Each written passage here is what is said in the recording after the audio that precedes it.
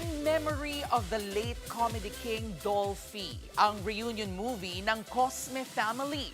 Mapapanood na po sa mga sinehan ngayong buwan. Nasa frontline ng balitang yan, si News 5 Entertainment Correspondent Von Belinario.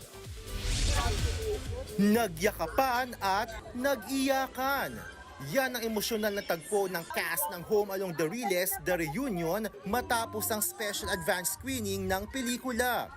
Si Claudine, mugto pa nga ang mata ng ating makausap.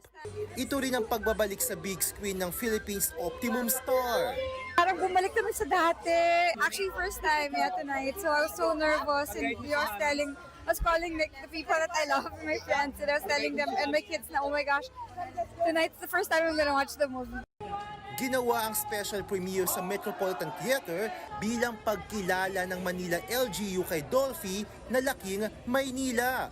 Ang isa sa mga anak ni Dolphy at isa rin sa mga nag-produce ng movie na si Von Dolph, emosyonal din nang napanood ang proyektong 2 taon nilang ginawa. So happy sa reaction ng mga tao. And some people remembers the running jokes and what happened sa movies before. And at the same time, it's so nostalgic. Ang wish ko lang na mapanood yung panood ng movie dahil talagang it will bring up something sa buhay ng tao na hindi mo na naisip na yun. Alay ng buong cast at produksyon ng pelikula sa legacy ng comedy king na si Dolphy.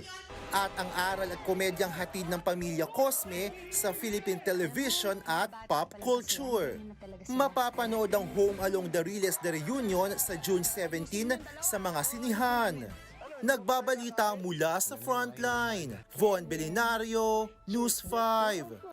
Mga kapatid, Jervy Wrightson po. Eto na nga. Para sa latest showbiz news at iba pang kay-alaman, mag-follow at mag-subscribe na sa social media pages ng News 5.